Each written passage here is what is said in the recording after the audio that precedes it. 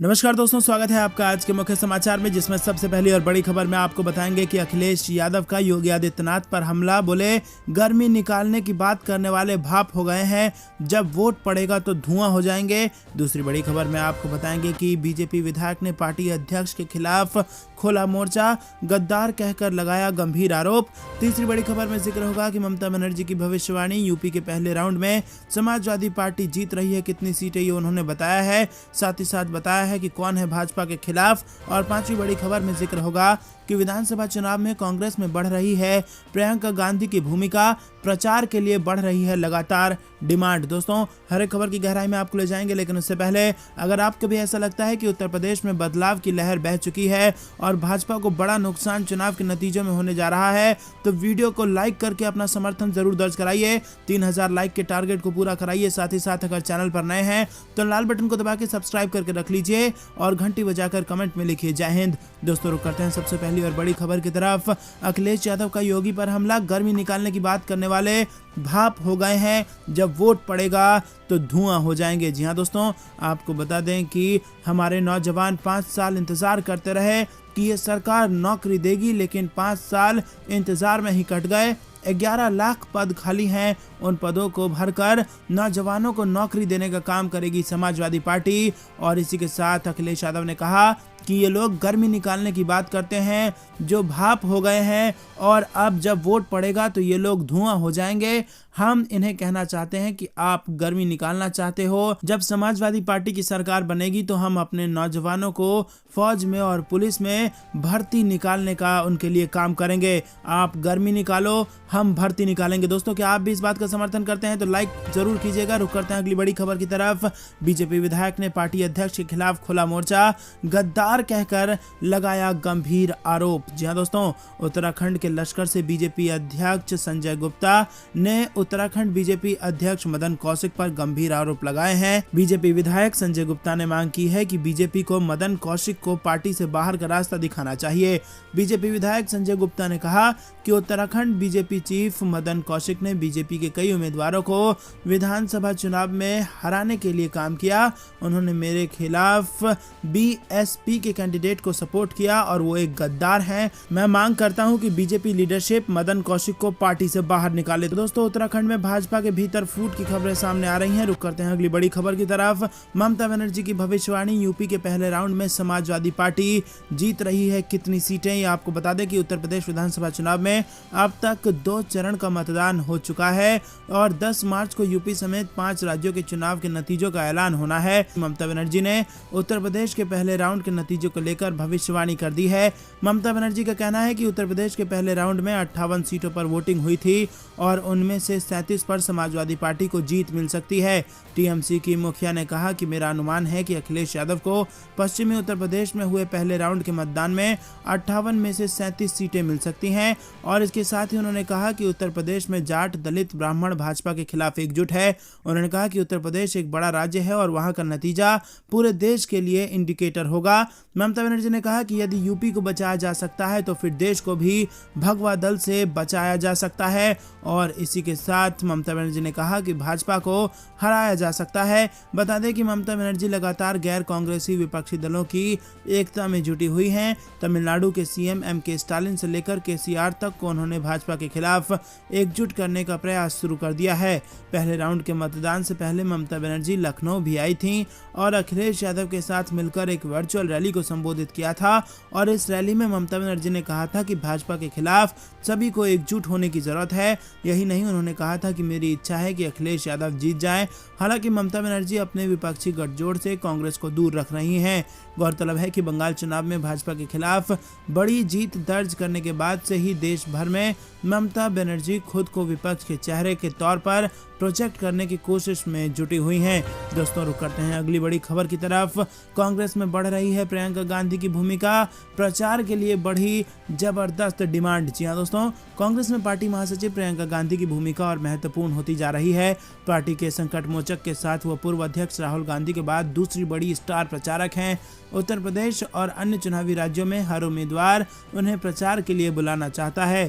प्रियंका गांधी भी उनकी उम्मीदों पर खड़ा उतरने की कोशिश करते हुए सभी प्रदेशों के विधानसभा चुनाव में प्रचार कर रही हैं। उत्तर प्रदेश के अलावा दूसरे प्रदेश में प्रचार की शुरुआत प्रियंका गांधी ने पिछले साल हुए 5 राज्यों के विधानसभा चुनाव से कर दी थी और इस बार चुनाव प्रचार में पहले के मुकाबले ज्यादा वो सक्रिय हैं और इसकी वजह है कि पंजाब कांग्रेस में अंदरूनी कलह से निपटने में वो अहम भूमिका निभा रही हैं। नवजोत सिंह सिद्धू को प्रदेश कांग्रेस अध्यक्ष बनाने में उनकी भूमिका काफी अहम रही है।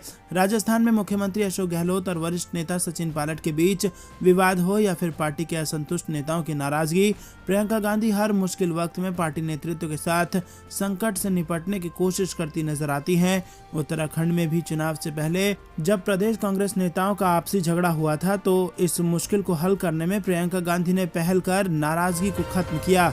दोस्तों रुक करते हैं अगली बड़ी खबर की तरफ। दूसरे चरण में भी घट गई है वोटिंग, भाजपा या सपा गठबंधन किसका बिगड़ेगा गेम। उत्तर प्रदेश विधानसभा चुनाव के दूसरे चरण के 9 जिलों में 55 सीटों पर उतरे 586 उम्मीदवारों की किस्मत ईवीएम में कैद हो चुकी है। सोमवार को दूसरे चरण में मतदाताओं में पिछली बार से कम उत्साह दिखा और चुनाव आयोग के मुताबिक दूसरे दौर की 55 सीटों पर मतदान 62.52% रहा, जबकि 2017 के विधानसभा चुनाव में ये 65.53% था। दूसरे चरण में पश्चिमी उत्तर प्रदेश के मुस्लिम बेल्ट और रोहिलखंड इलाके की वोटिंग ट्रेंड को देखें तो पिछले चुनाव से 3% वोटिंग कम हुई है। हालांकि 2012 में इन 55 सीटों पर 65.17% वोटिंग हुई थी। 2012 की तुलना में 2017 में वोटिंग में 0.36% का इजाफा हुआ था और पिछले चुनाव में इन 55 सीटों का वोट प्रतिशत बढ़ने से बीजेपी को फायदा और विपक्षी दलों को नुकसान हुआ था। दोस्तों रुक करते हैं अगली बड़ी खबर की तरफ। अखिलेश यादव ने यूपी की डबल इंजन सरकार पर किया प्रहार, बोले केवल भ्रष्टाचार डबल किया, मुख्यमंत्री योगी पर भी कसे अखिलेश यादव ने तंज। जी हां दोस्तों, समाजवादी पार्टी के प्रमुख अखिलेश यादव ने रायबरेली में रैली को संबोधित करते हुए यूपी में डबल इंजन सरकार पर जमकर प्रहार किया। उन्होंने कहा कि डबल इंजन सरकार एक भी काम नहीं कर रही है, भ्रष्टाचार डबल हो गया है। उन्होंने मुख्यमंत्री योगी पर भी तीखे तंज कसे हैं। मीडिया रिपोर्ट्स के मुताबिक सपा प्रमुख अखिलेश यादव ने कहा कि भाजपा सरकार में आईपीएस फरार है, अधिकारी माफिया की पिच बनवा रहे हैं, यूपी की बहन बेटियां सबसे ज्यादा डर महसूस कर रही हैं। उन्होंने कहा कि पंचायत चुनाव को याद कीजिए कि किस तरह से पर्चा भरने गई बहन से कैसे छीन लिया गया था। इसी के साथ उन्होंने कहा कि विकास करने वाले झूठ ही बोल रहे हैं। बाबा मुख्यमंत्री को लैपटॉप चलाना तो नहीं आता, लेकिन मोबाइल चलाना भी वो नहीं जानते। उन्होंने कहा कि ऐसे लोगों से विकास की क्या उम्मीद करेंगे। उन्होंने कहा कि सपा की सरकार बनने पर जहां विकास कार्य कराएंगे वहीं कानून व्यवस्था भी दुरुस्त होगी, एक फोन पर पुलिस मदद करने के लिए पहुंच जाएगी। अखिलेश यादव ने आगे कहा कि भाजपा सरकार के शासन में युवाओं को 5 साल सपा की सरकार बनेगी तो टीईटी, बीएड, बीपीएड समेत सबको नौकरी देंगे।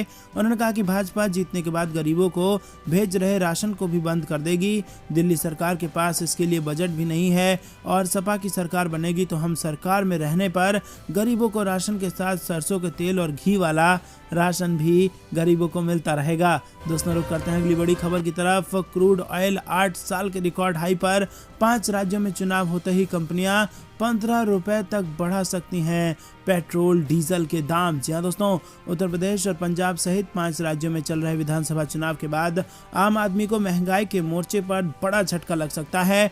विधानसभा चुनाव के नतीजे 10 मार्च को आने हैं और इसके बाद पेट्रोल डीजल महंगे हो सकते हैं क्योंकि कच्चे तेल के दाम 8 साल के हाई लेवल पर जा पहुंचा है। अंतर्राष्ट्रीय बाजार में कच्चे तेल के दाम $95 प्रति बैरल के पार पहुंच गया है और इससे पहले 2014 में कच्चे तेल का दाम $95 के पार पहुंच गया था और 1 दिसंबर 2021 को कच्चे तेल का दाम $69 प्रति बैरल था, जो अब $95 प्रति बैरल के ऊपर पहुंच गया है। यानी 2.5 महीने के भीतर कच्चे तेल के दाम में काफी ज्यादा तेजी आ चुकी है। एक्सपर्ट्स के मुताबिक जल्द ही ये $100 प्रति बैरल का आंकड़ा भी पार कर जाएगा। दोस्तों रुक करते हैं अगली बड़ी खबर की तरफ। शक्ल पर सुबह ही 12 बज गए, योगी पर अखिलेश यादव का पलटवार। जी हां दोस्तों, उत्तर प्रदेश में दूसरे चरण की वोटिंग के बीच समाजवादी पार्टी के अध्यक्ष अखिलेश यादव ने मुख्यमंत्री योगी आदित्यनाथ पर पलटवार किया।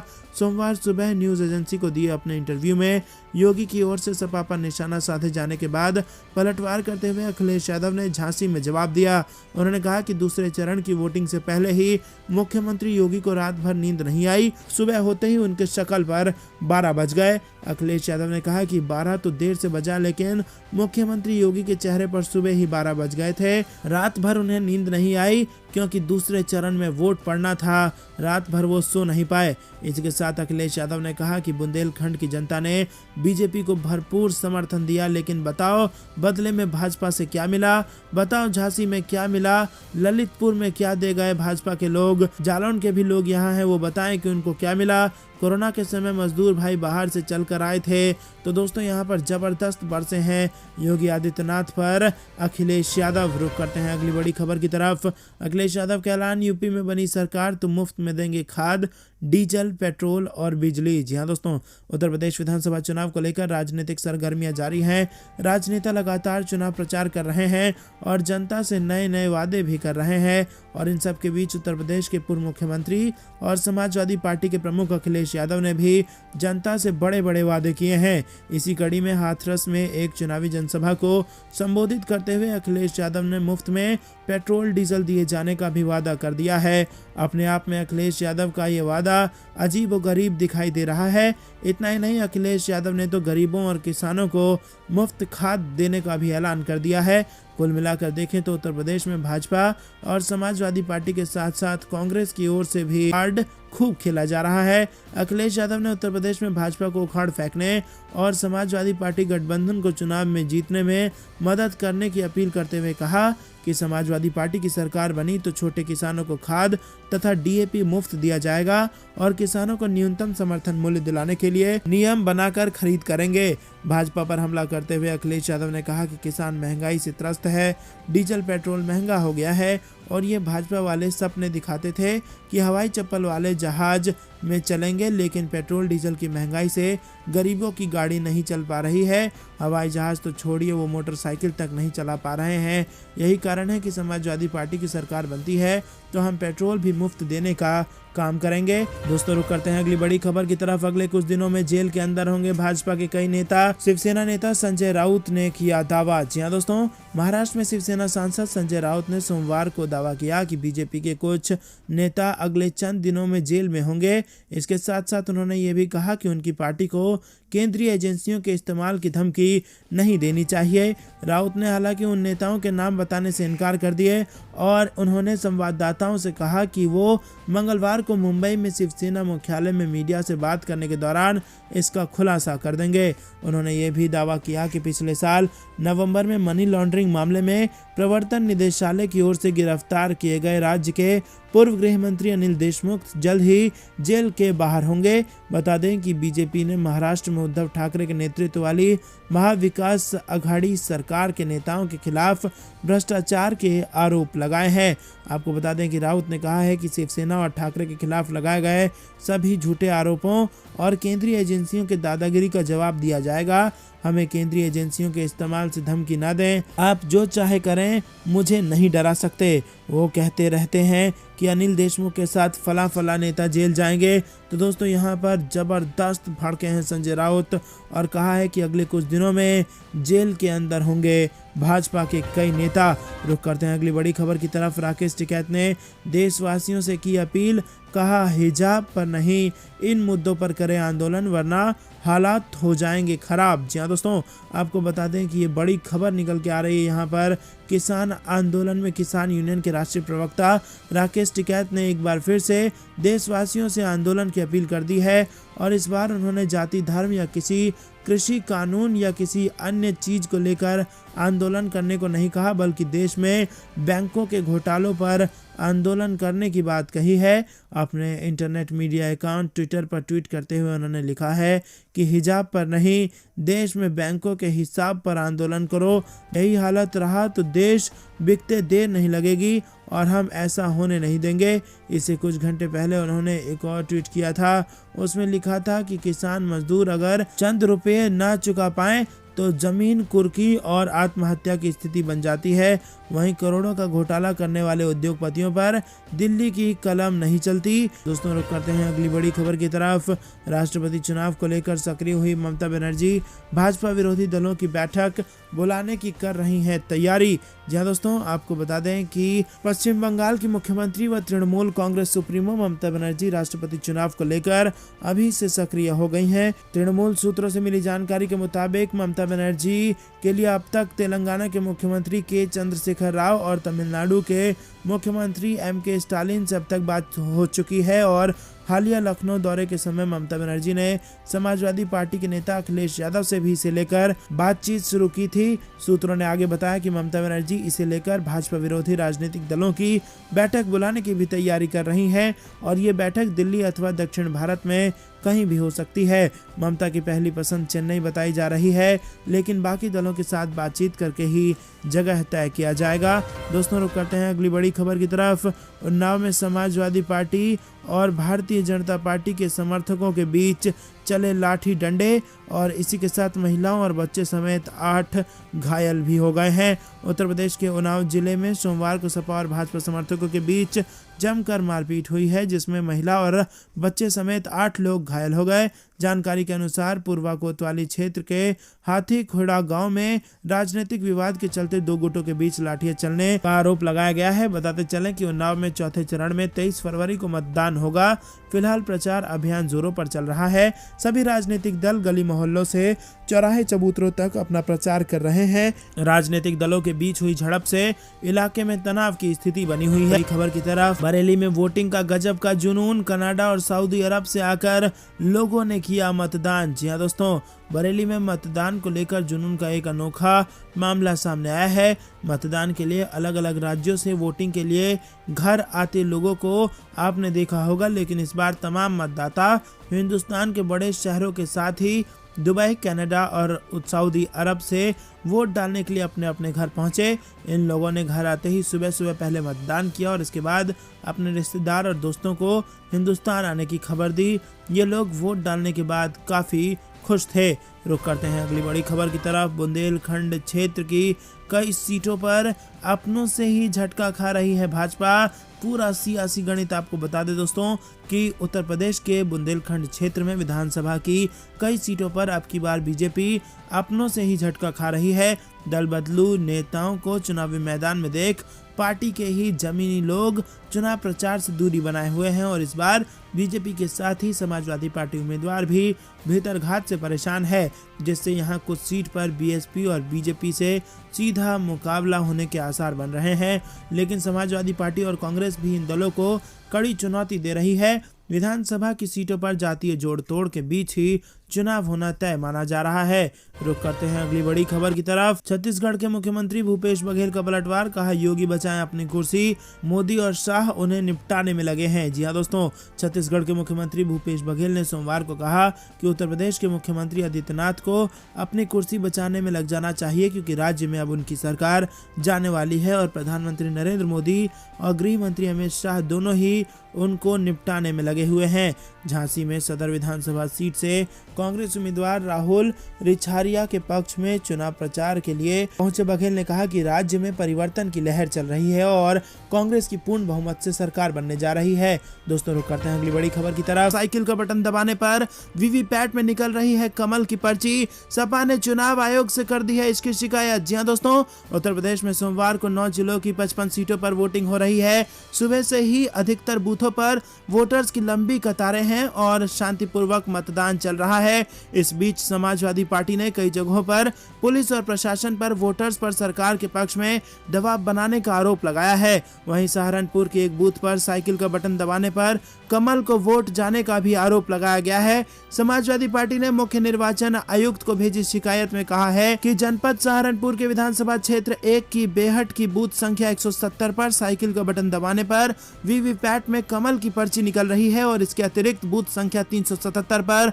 वोट डालने जाने वाली जिन महिलाओं को कम दिखता है, ये बिल्कुल नहीं दिखता। मतदान अधिकारी उनका वोट स्वयं डाल रहा है और बूथ संख्या 403 पर मुस्लिम वोटरों को ये कहकर वापस किया जा रहा है कि आपका वोट पड़ चुका है। समाजवादी पार्टी ने बूथ 170 की ईवीएम बदलकर और वोटर का वोट स्वयं डालने वाले बूथ संख्या 377 पर 403 के मतदान कर्मियों को वहां से हटाकर निष्पक्ष मतदान कराने का कष्ट करें, इसका चुनाव आयोग से निवेदन किया है। चुनाव आयोग की निष्पक्षता बनी रहे, इसके लिए ये करना जरूरी है। दोस्तों, बेहद बड़ी खबर निकल के आ रही है दूसरे चरण के मतदान से। रुक करते हैं अगली बड़ी खबर की तरफ, जो कि उत्तराखंड से आ रही है। उत्तराखंड में कई जगहों पर हुई ईवीएम खराब, रुक गया मतदान। जी हां दोस्तों, आपको बताएं कि उत्तराखंड की 70 विधानसभा सीटों के लिए सुबह से मतदान जारी है और इस दौरान कुछ पोलिंग बूथ पर ईवीएम मशीन खराब होने की सूचना आई है, जिसे ठीक कर दिया गया है। इससे मतदान थोड़ी देर से शुरू हुआ। दरअसल दोस्तों, खुद देहरादून में ईवीएम खराब होने की खबर आ रही है। देहरादून में 3 पोलिंग बूथों पर ईवीएम मशीन खराब होने की सूचना मिली थी, लेकिन अब मशीनों को ठीक करवा ली गई है। इसमें Bhavani inter college cantt, Kalidas road inter college समेत कई सारे इलाके हैं जहां पर बूथ पर मशीन खराब। तो दोस्तों, ये थी दिन भर कुछ बेहतरीन और बड़ी खबरें। तक बने रहने के लिए बहुत बहुत धन्यवाद। देख रहे थे आपका अपना चैनल। जय हिंद, जय भारत।